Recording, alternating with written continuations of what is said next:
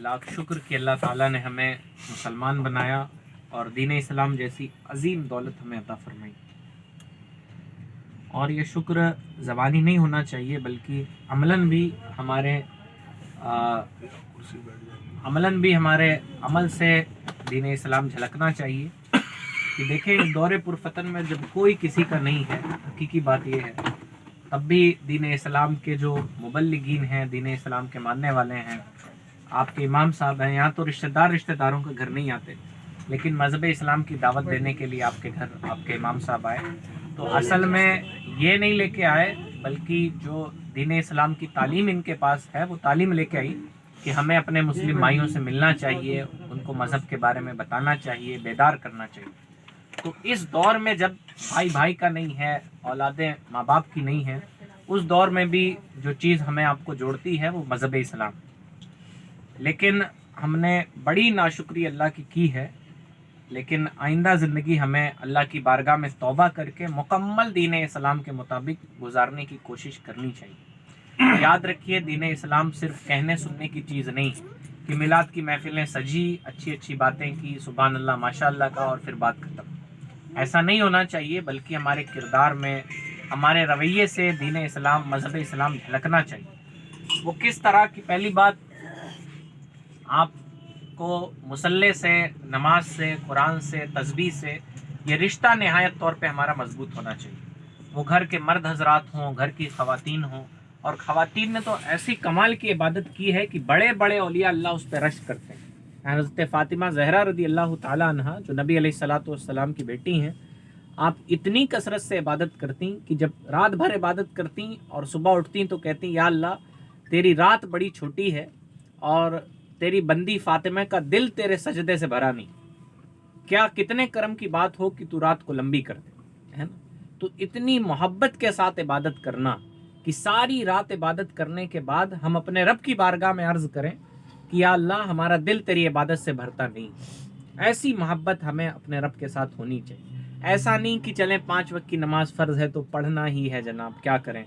नहीं, अल्लाह की मोहब्बत में हमें इबादत करनी है, अल्लाह से दिल लगा के हमें इबादत करनी है, और मुसल्ले से हकीकी तौर पे जुड़ना यही होता है। वरना कुछ लोग 5 वक्त नमाज़ें पढ़ लेते हैं, आना जाना हो जाता है, लेकिन हमें नमाज भी पढ़नी है। और ये भी जान लीजिएगा कि नमाज न पढ़ने वालों से जो नमाज पढ़ते भी नहीं, सिर्फ नमाजियों जैसी हरकत कर लेते हैं, वो उनसे बेहतर है, बेनमाजियों से अफजल हैं। जैसे आपने छोटे बच्चों को देखा होगा कि वो बस बगल वाले को देख के रुकू सजदा कर लेते हैं, फरमाया जाता है कि वो बेनमाजी से अफजल है ना। तो हमें पहली बात की नमाजों की नहायत तौर पे पाबंदी करनी चाहिए, है ना। नमाज वो अजीम तरीन चीज़ है जिसके ज़रिए हमारा रब से रिश्ता मजबूत होता है ना। हम कितने परेशान हों कि हमारा किसी बड़े आदमी से रिश्ता जुड़ जाए तो कितने एहतमाम के साथ, देखें किसी अमीर कबीर आदमी की शादी है तो कितना एहतमाम के साथ आदमी जाता है। तो आप सोचें कि इतनी बड़ी दौलत हमारे पास है कि एक मुसल्ला बिछाया, गुस्ल किया, पाक साफ़ हैं तो वज़ू किया, और फिर मुसल्ले पे बैठ गए, रब से बातें कर रहे हैं। कितनी अजीम तरीन बात। और हम ऐसे रब की इबादत नहीं करते जो सुनता नहीं है ना। ये हमारी किस्मत की बात है ना। वरना देखें कि दुनिया वाले कहीं पेड़ को पूज रहे हैं, कहीं सूरज की इबादतें हो रही हैं, चांद की इबादत हो रही है, बेजान बुत पूजे जा रहे हैं। आप देखें जब आप रुकू करते हैं ना तो आप कहते हैं सुबहान रब्बियल अज़ीम, पाक है मेरा अज़मत वाला परवरदिगार। और जब आप रुकू से उठते हैं तो आपको मालूम आप क्या कह रहे होते हैं, समी अल्लाहु लिमन हमीदा, उस रब ने सुन ली जिसकी हमने तारीफ बयान की। यानी हमारा जो रब है वो सुनने वाला रब है। ऐसा नहीं कि हम उसकी बारगाह में कहे जा रहे हैं, वो कुछ सुनते ही नहीं है। हम किसी बेजान बुत के आगे सजदा नहीं करते, जब बल्कि उस रब के आगे सजदा करते हैं जो समीउम बसीर है, सुनने वाला भी है और अपने बंदों को देखने वाला भी।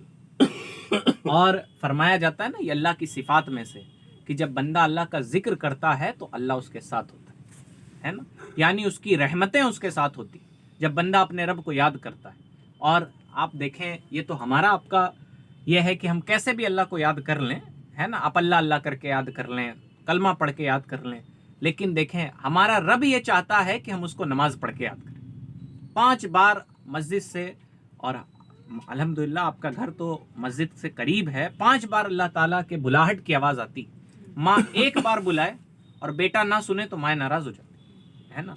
लेकिन रब कितना करीम है कि हमने कितने उसकी दावतों पे इनकार किया है, फिर भी वो ताईने क़यामत वो अजान और वो दावत हमारे कानों में रस घोलती रहेगी। लेकिन कितनी बेगैरती की बात है कि वो अजानें हमारे कानों में असर नहीं करती, है ना। तो बहरहाल अल्लाह ताला ने कुरान मजीद में भी फरमाया है, क्या मोमिनीन के लिए वक्त नहीं आ गया है कि वो अपने रब की तरफ लौट आएँ।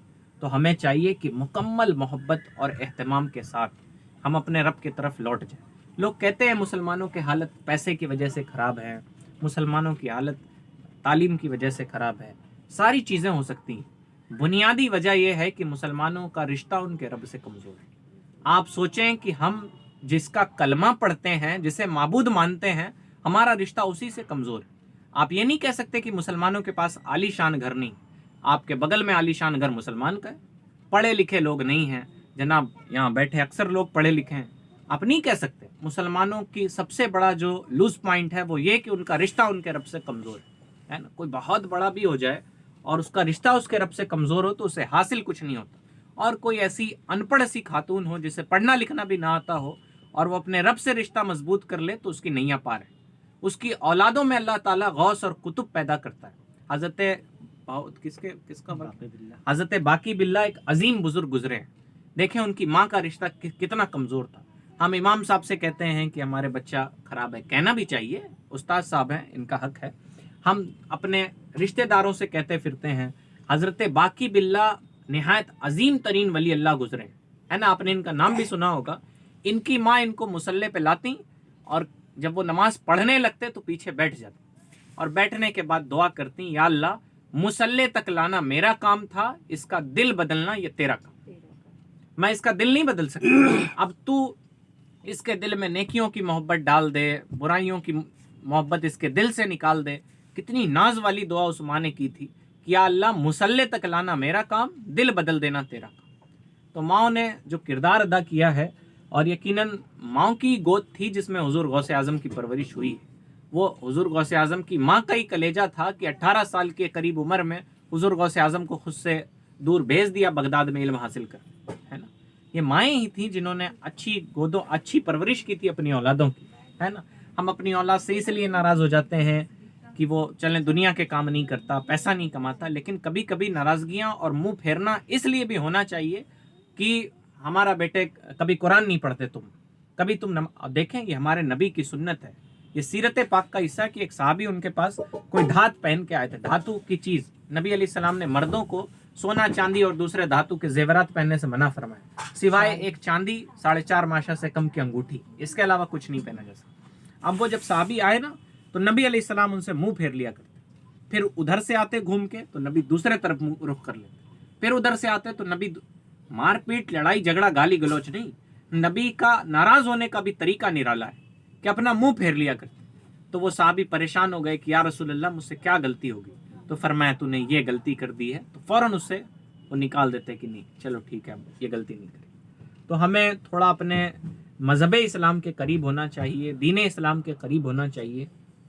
और यकीन जाने आपके पास वो अजीम तरीन दौलत है जो दुनिया के बड़े बड़े पढ़े लिखे लोगों के पास नहीं है।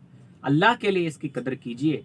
आप देखें एक जज होता है, वो सारी दुनिया के फैसले करता है, लेकिन उसकी अक्ल ये फैसला नहीं कर पाती कि एक बेजान बुत हमें क्या देगी। आप सोचिए, एक पढ़ा लिखा शख्स होता है जो जाके पेड़ को सजदे करता है, सूरज को सजदे करता है, चांद को सजदे करता है, लेकिन उसकी अक्ल ये फैसला नहीं कर पाती कि ये चीज़ें हमें क्या अता करेंगी, है ना। वो सूरज हमें क्या देगा जो शाम होती डूब जाता है, वो चांद हमारा खुदा कैसे हो सकता है जो सूरज की रोशनी में गुम हो जाता है ना। उसकी अक्ल ये फैसला नहीं कर पाती। लेकिन हम मुसलमान घर में जन्मे हैं, हम ज़्यादा पढ़े लिखे भी नहीं हैं, फिर भी हमारे घर के बच्चे जानते हैं कि अल्लाह के अलावा कोई माबूद नहीं है। तो ये कलमे का ही फैज़ान है। हमारे सीने में जो कलमा ला इलाहा इल्लल्लाह मौजूद है, ये उसी की बरकत है। हम लाख बुरे सही, लेकिन हम किसी के सामने सर नहीं झुकाते। तो कम अज़ कम अपने रब की मर्ज़ी वाले काम करें, अपने रब को वैसे याद करें जैसे वो चाहता है। वो यही चाहता है कि 5 वक्त की नमाज़ें अदा करें। कोई मुश्किल काम नहीं है, हमने कभी करने की कोशिश ही नहीं की। कोई मुश्किल काम नहीं। हमने, बड़े लोग कहते हैं जनाब काम करते हैं तो छींटें पड़ जाती हैं। हमने ये जो नाली साफ़ करने वाले लोग होते हैं उन्हें नमाज़ें पढ़ते देखे, आप क्या कहेंगे उनके बारे में? निहायत उनका ऐसा काम है कि पाकी नापाकी के मसाइल हो जाते हों। ठीक है जनाब, अलग कपड़ा रखा हुआ है, नमाज के वक्त ये धड़ धुला اور جا کے پڑھ لیے, کوئی حرج نہیں ہے. یہ شیطانی وسوسے ہیں کہ جناب چھیٹ پڑ گئی تو اب نہانا ہی پڑے گا, ایسا کچھ نہیں. جہاں چھیٹ پڑی دھلیے اور جا کے پڑھ لیجیے, کوئی مشکل کام نہیں. ہماری مائیں بہنیں شادی بیاہ میں جاتی ہیں, رشتہ داروں کے وہاں جاتی ہیں تو نماز چھوٹ جاتی ہے کہ ہم جائیں گے تو کیسے کہیں کہ نماز پڑھنی ہے. ارے جیسے ہم کھانے کو کہہ دیتے ہیں, لاکھ برائیاں کر لیتے ہیں, تو پھر نماز پڑھنے میں کون سی شرم ہے. کہا جاتا ہے تو لوگ کہتے ہیں, کئی لوگ یہ نہ سمجھیں کہ ریاکاری ہے. جناب یہ جانیے کہ فرائض میں کوئی ریاکاری نہیں ہوتی.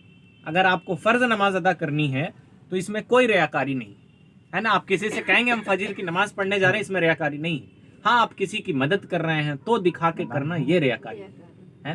تو یہ کبھی ریاکاری نہیں ہوتی. آپ کہیں بھی رہیں, اپنے دین, اپنے مذہب اور نمازوں کی پابندی کریں. آپ کو شادی بیاہ میں جانا ہے, میں ایک عورت کا واقعہ بتاؤں, اور کچھ باتیں تو اس میں غلط ہیں, میں اس سے اتفاق نہیں رکھتا.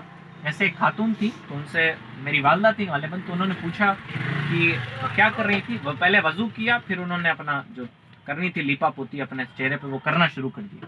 تو انہوں نے پوچھا تم نے وضو کیوں کر لیا پہلے. تو کہا کہ اب کر لیتے, اگر یہ سب لگا لیتے لپسٹک وغیرہ تو وضو نہیں صحیح ہوتا.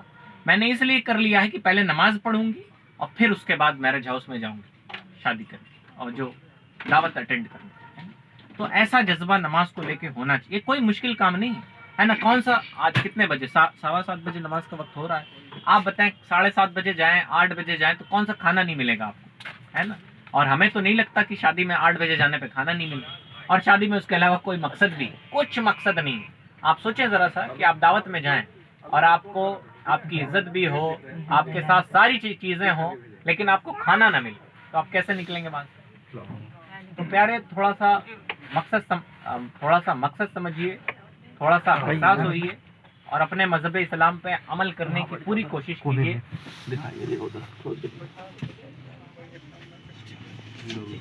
ایک بار درود پاک پڑھ لیں.